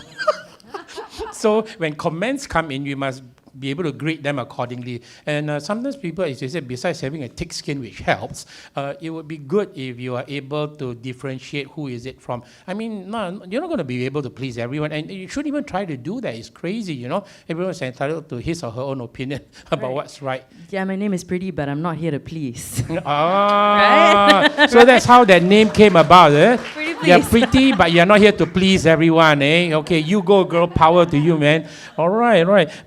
Another question I have, this is directed at Hazel. The question is, to which female politician do you look up to and why? Is there one, a role model for you, a female politician, Hazel? I guess the obvious answer right now would be Jacinda Ardern. I really admire the way she has handled this whole pandemic situation and the way that she has communicated with her people throughout this whole process, keeping everybody informed and always explaining the decisions of the government so that everybody is on board. That's something that I feel that perhaps is an area that female politicians tend to have that edge over. Yeah, that's something that I rather hope that I'll be able to have. Yeah. Okay, interesting. So once again, for those of you that may have just joined us, where have we been the whole morning? We are having we're having the launch of Progress Singapore Party's Women's Wing, and joining me in the studio this morning, we have a panel of very wonderful and rather intimidating women, you know, but thank goodness I'm macho enough to take them on, not take them on literally, but you know, I enjoy their company. And I have with me on my panel, of course, is Anita, Joanne, Preeti, and Nurul, and Hazel. So these are all powerful women who have taken a slightly different and not so conventional path in developing themselves. And of course, our topic for today is accelerating women into the future. So, you know, and as Anita said right at the top when we first started, actually, we are not looking too far. The women of today are already doing things which my mother's time could never dream of, you know, because there was a saying in Chinese, right? In the old days, you marry a dog, you follow a dog, you marry whatever, you follow that. Women didn't have the choices that they have today. And maybe that's one of the dilemmas for the panel. Like, you know, women didn't have choices. A lot of things were fixed for you in that sense. But today you have, like Joanne has scaled Mount Everest. You know, Preetipls is doing her social media thingy, using a killer combination of comedy and satire. And Hazel is in NCMP. Nurul is, of course, a bit conventional in the sense that childhood education. Somehow you don't find many men in that area. Is it because you all stopped the men from coming in or what? You know, I'm just wondering. Again, it's a very female-dominated. One thing at least the men do good, right? We don't say, hey, how come men are not allowed to go into early childhood education? Their one seems to be exclusively a woman enclave. You know, the men don't do that. And of course, Anita is, in a way, she says she's not really a social activist, but she stands and fights for certain things. So these are wonderful women who are pushing, if I may use the word, or the phrase, pushing the boundaries of what women can achieve in our society today. And they are trying to cut down certain stereotypes, certain kind of impressions that people... So I notice, you know, it's never an easy path, right, that y'all are doing. And plus the fact they are not doing something that conventional. So going forward, what do you see for yourselves on an individual basis? Like, will you still be doing something like this for the next 5 years, 10 years, or suddenly, I mean, you want to enter politics as well, or what? You know, who would like to answer that question? Anyone? Wow, see, now we can hear a pin drop. You know? You can hear the cricket sound in the background, creak, creak, creak, creak, you know. I'm back. All right. So, yeah, I think that's a very good question. When we look at ourselves like years down the road. So before we look ahead, let's look back. All right. Last 1 year, I don't know what have you all learned, but I learned a lot of things and things that I didn't think that I would actually be good at. That is two things. One is cooking. I managed to cook a lot more at home. All right, and something that I didn't imagine that I would do it before pandemic. All right, I thought just buy and buy off from hawker center or whatever. And I make 0 deliveries. Okay, that means I call 0 deliveries at home. It's everything home cooked. All right, wow, so good this is for something you. that Good for you. yeah. The next thing that I think most of us, many of us actually can relate to is I think most of us are more technologically inclined now. So the way forward is digital. Digital skill is very important. And I think most of us didn't think it was important before the lockdown until things happened and then realized that everything have to go virtual and you have to learn a whole set of new skills, like how to get connected with your fellow colleagues. And now because of this, you can even get connected with people overseas who normally you don't connect with in the usual days, right? So I see the way forward, if you talk about in the women specifically, all right, in this situation is a lot of us always have this thinking, the stereotyping thinking that anything that is hard and strong it belongs to men, all right? So I have friends in my community that when I go grocery shopping, then they'll say, oh, I won't buy this is heavy. I will wait for my husband to come and pick it up. So we'll buy it next time when my husband is here. And I look at her, huh? Why must you need your husband to carry heavy things? Can't you carry it yourself? And can't you make yourself stronger to carry it, to bring it home? Why must you wait for your so-called your man? I know, I mean, this is a relationship between you and your husband, of course, right? So your husband is very happy to do it for you. But as a fellow woman, I would ask, why do you want someone to pick it up for you when you can do it yourself? Why can't you skill yourself to do it?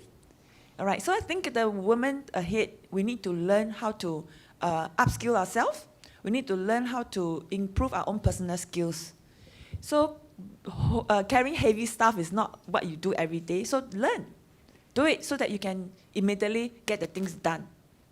So in this case, the pandemic actually forced a lot of people, men or women, who refuse to learn technology. They think that, oh, I don't want to download this app. It's going to be I want to be a caveman.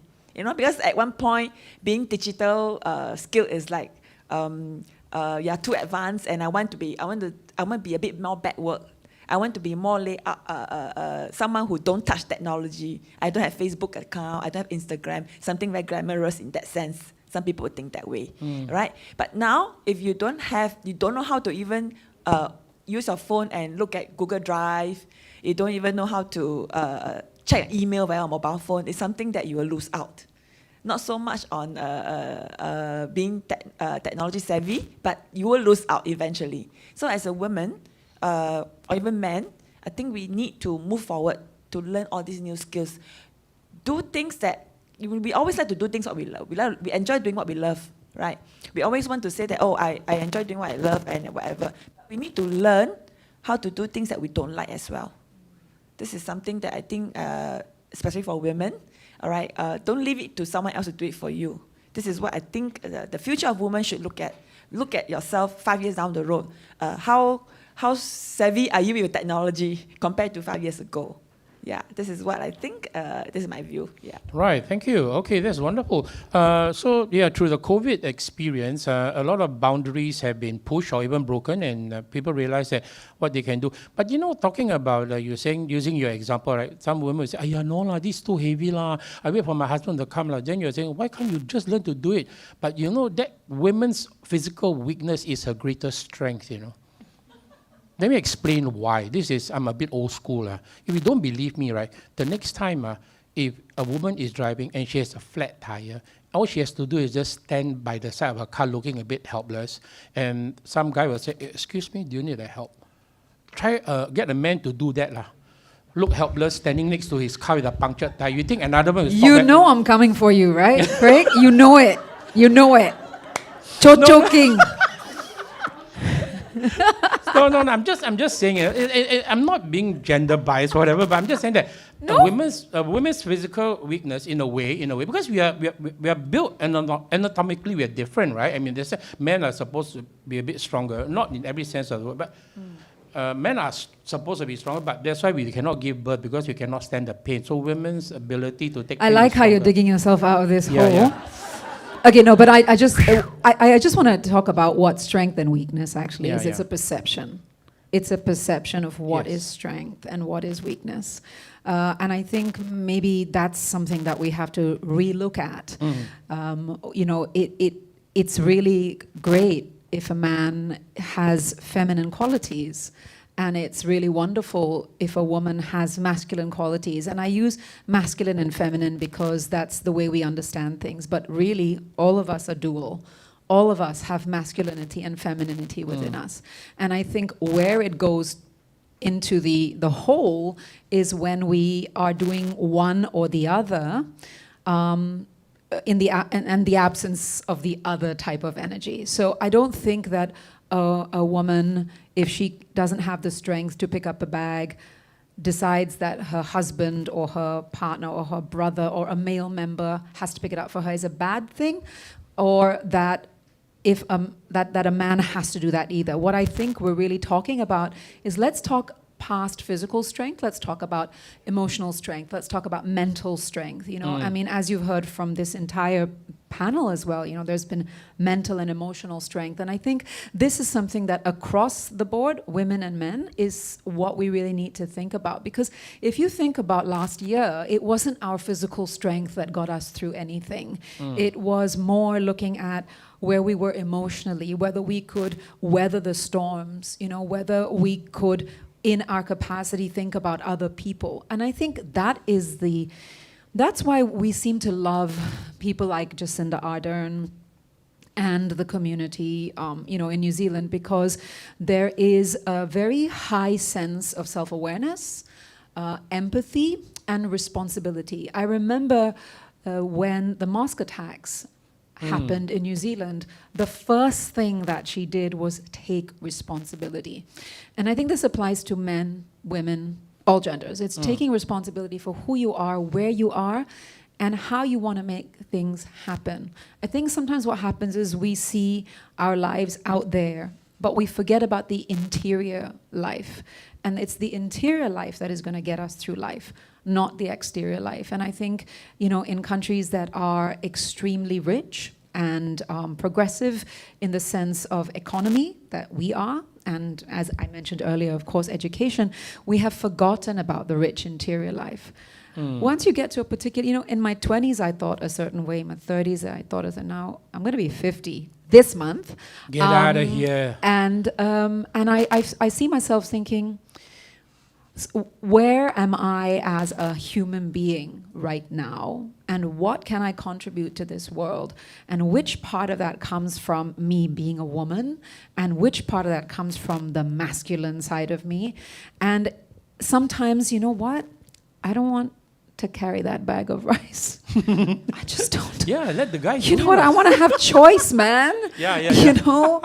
And I understand what we're talking about here, but I really, truly believe, and what I really actually advocate for, is strengthening ourselves from the inside out. Right. Thank you very much for that take. Now, I have a question from one of the viewing audience. And the question is actually to the three of you, Anita, Joanne, and Preetipls. And the question is, did you have any reservations coming on as a panelist at a PSP, which is an alternative party live event? Was there any reservations?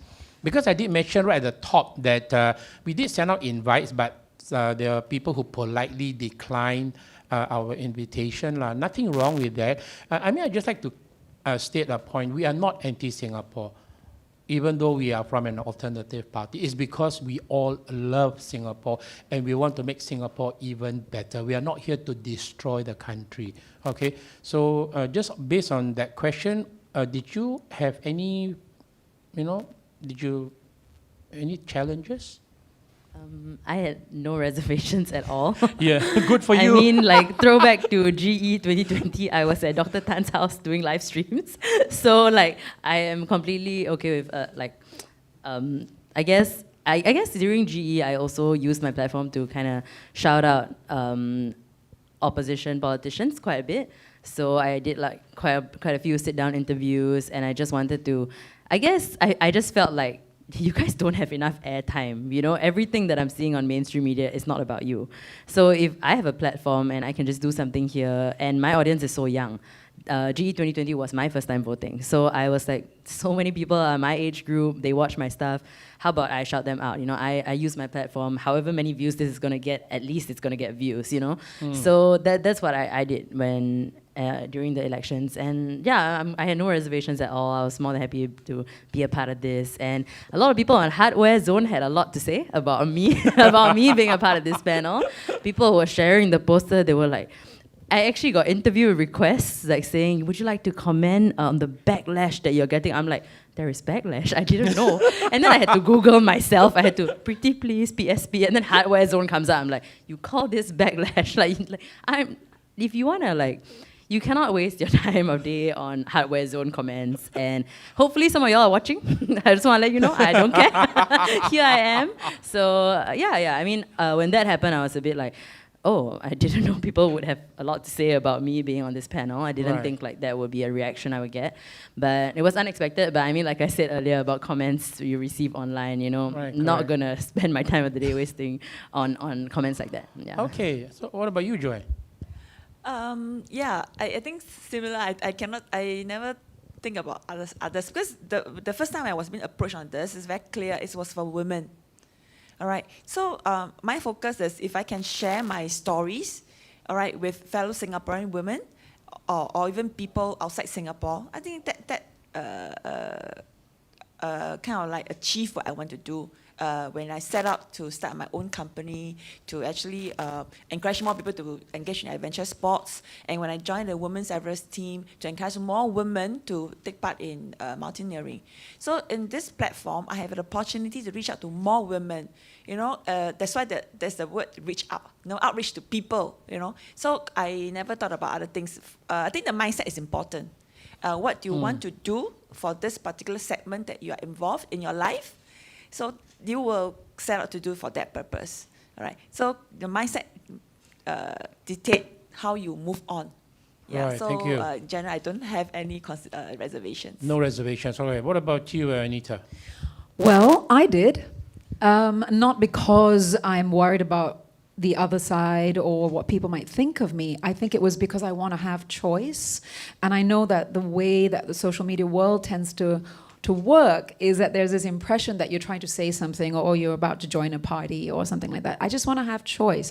And then I had to remind myself that actually I've said yes because I was interested and I knew who the panel was going to be. I knew what was going to be spoken about. And then after that, and through a few conversations, and I thought, yeah, this is a real opportunity. This is the first time for me to go from my very neutral panel, which is social media and all of the work that I've done with various other organizations, to actually sit on a panel that represents the wing of a party. So it's a very new experience for me, and it's been a fantastic experience so far. Right, so wonderful. thank you. Thank you. Okay, one of the viewers asking this question about equality between men and women. When will the day come where women will start to serve national service? Will that happen? Nurul, you want to take that questions, maybe? Okay, before I saw my brother going for NS, so I figured that, you know, I don't know what was going through my mind at that point of time. I was telling my mom, you know what, I also want to join. Then she was like, for what? I said, I don't know, like if my brother can go and do it, then I would want to try. I want to, you know, equality and all that stuff. I want to be able to go through what they go through, understand, like you say it's so difficult. Okay, I would like to have a shot. Yeah, so I guess like if it's open to it that women can join NS, then okay, I think we should go for it and things like that. And so I'm just gonna jump on this real quick before Joanne's what Joanne said dissipates. She was saying something about before we take a step forward, we need to take a step back, and I do agree because like first of all, take a step back in a sense that we start off real young, because I've seen like in my class there are situations whereby they are play pretend. They're in the kitchen and things like that. And then the boy will say to the girl, okay, you do the cooking. Because mommy always does the cooking.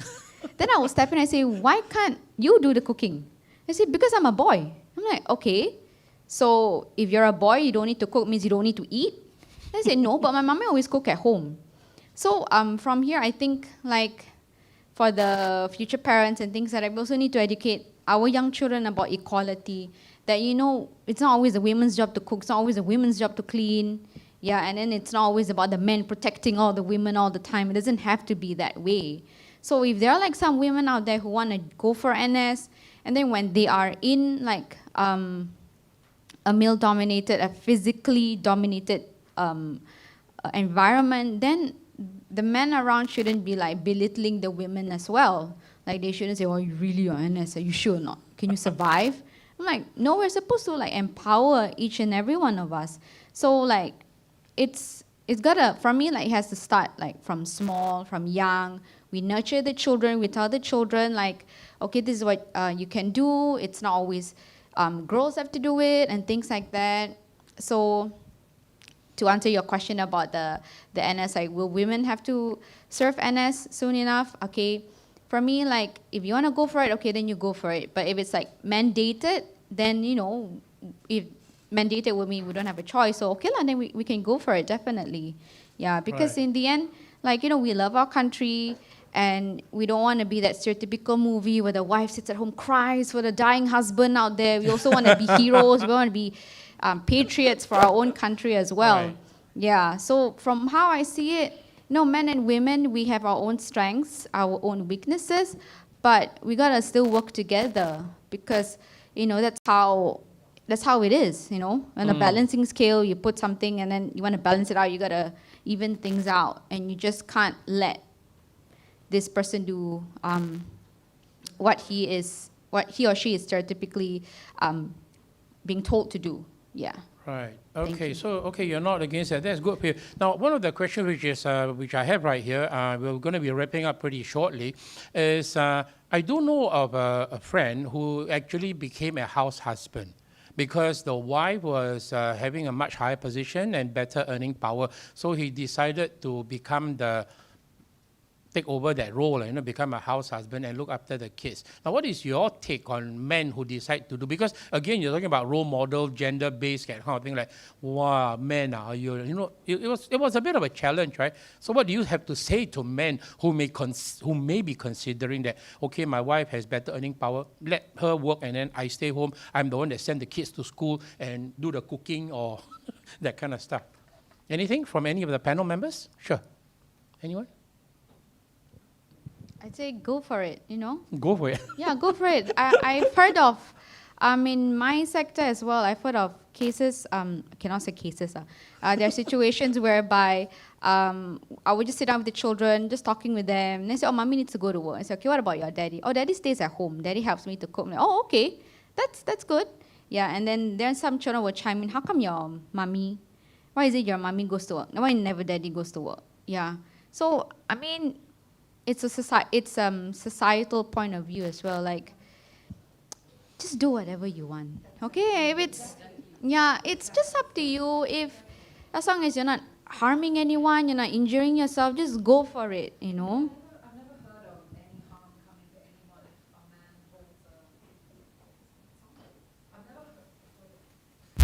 I've never heard of any harm coming to any gentleman who's actually wielded a vacuum cleaner. And I've certainly never heard of any harm coming to a woman who takes charge and goes and earns the keep.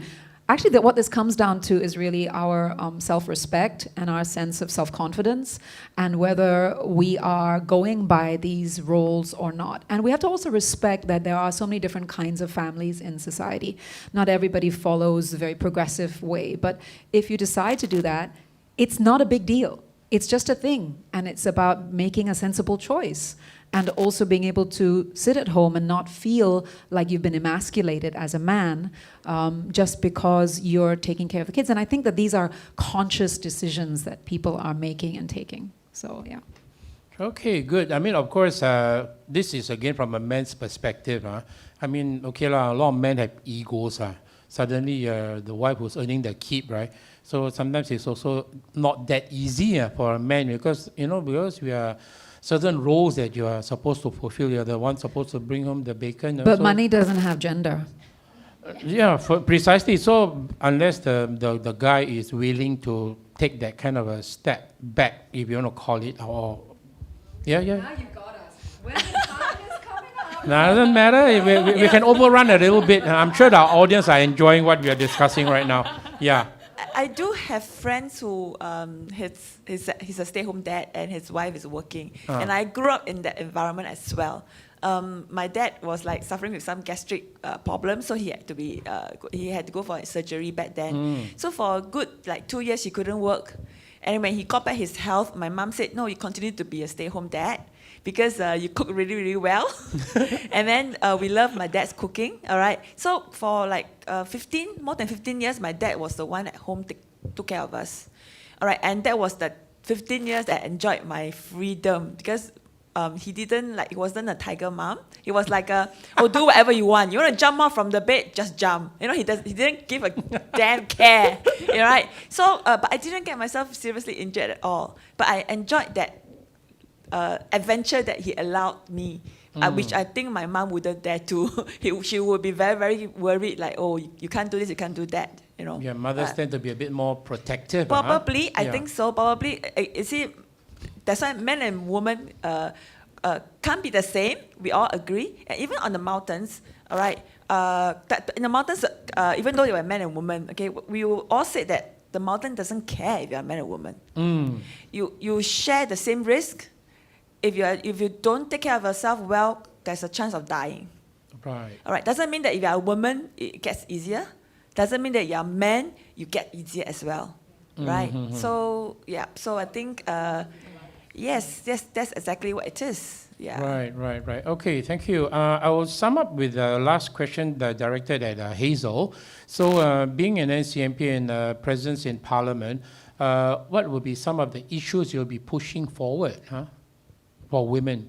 Not particularly from a PSP perspective, but for the benefit of women. I think top of mind will be issues like gender equality, protection from violence and harassment, and also a greater recognition of the contributions of caregivers. Just now you actually mentioned about this husband and male egos and all that, but I think it comes from a mindset that undervalues the value of caregiving. Although it doesn't contribute to GDP, it is nonetheless a contribution to the society, to the nation, and there should be greater recognition of that. And I think also Joanne brought up a very interesting point about, because the father was at home, so there's a slightly different approach to upbringing. So I think, we've been talking about diversity in politics and all that. So that brings out the point that there's actually advantage also to have diversity in who is the caregiver. We will raise children with slightly different approaches to life.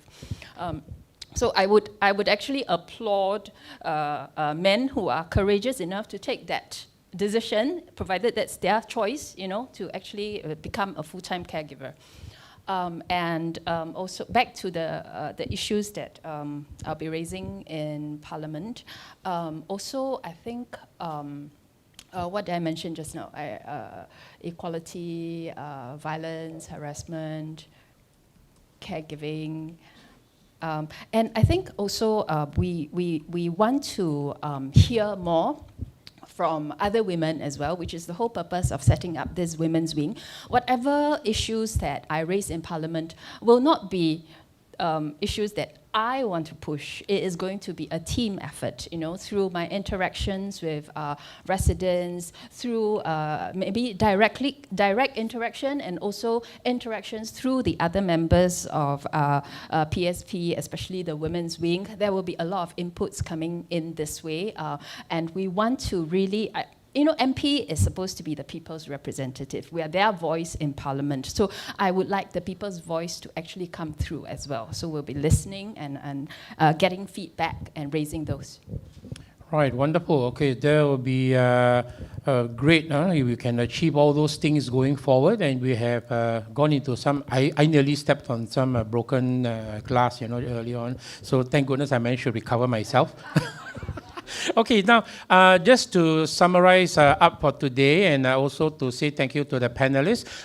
The next person that we're going to invite for us to give us a closing address is none other than the Secretary General of Progress Singapore Party, and that is Dr. Tanjong Pagar. He needs no introduction, but Doc, would you like to be over at the rostrum area for us so that you can deliver your speech from there so that we can see you on camera, and for all the people who are watching us live on Facebook.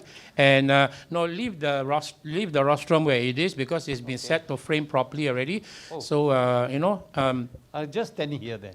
If you want to, okay, no problem. So you may remove your mask so that we can hear you better, Doc. Yeah. So there we have now present with us today is none other than Dr. Tanjong Pagar. He's the Sec-Gen of PSP. Also was trying to become our elected president and a whole host of other things besides being an MP representing Ayer Rajah for the last 26 years. Man, don't play.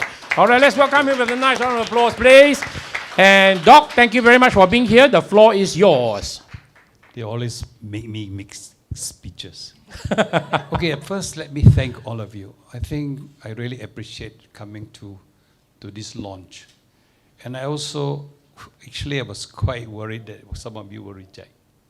But having said that, the very fact that you are here, actually also, I want to share with you, I like this sort of arrangement because politics, yes, it's politics. But this is concerning women issue. Let's put politics aside. Sometimes we should put politics aside. For country's sake, all must gang together, come together, and take on the issue as a nation. So for example, I'll give you an example. Even the Trace Together, we have a very good person in our midst, our politician, Harish Pillai. He's very good in all this techie things and all the Trace Together, and he's very knowledgeable. So when the government asked him, I said, go. It's for the country.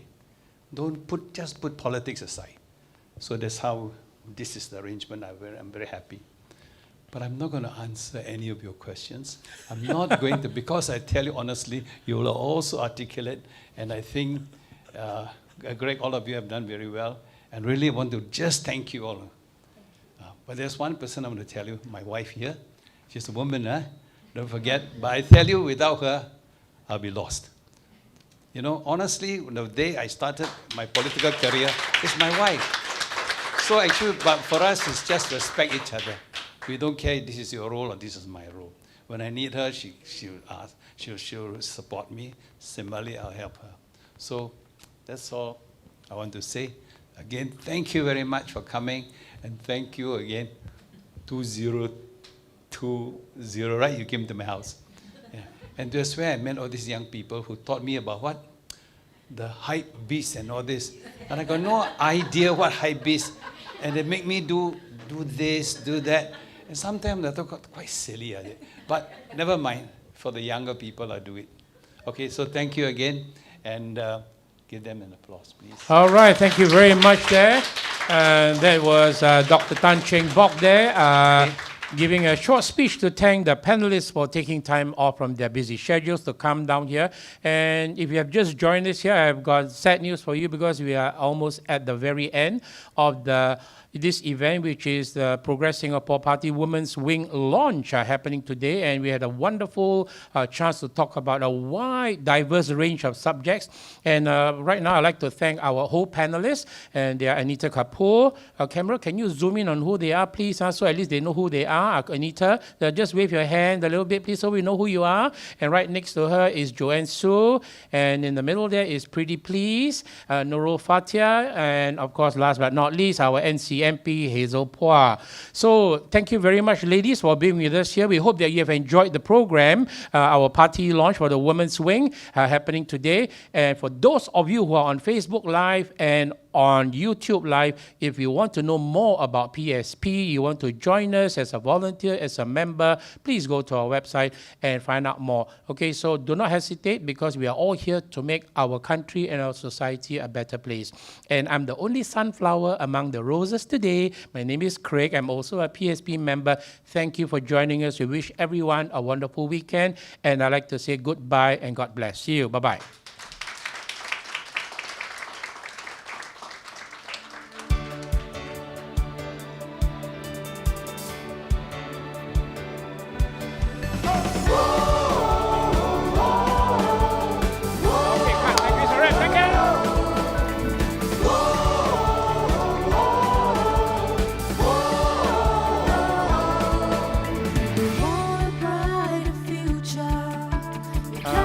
We are going to do Send a stronger voice into Parliament to put things right again. Lower cost of living, make housing affordable. Good jobs for our citizens and decent living for our poor. Progress Singapore, this is our party. Progress Singapore, or simply PSP. Progress Singapore, it's for you and me. For country, for people, join PSP.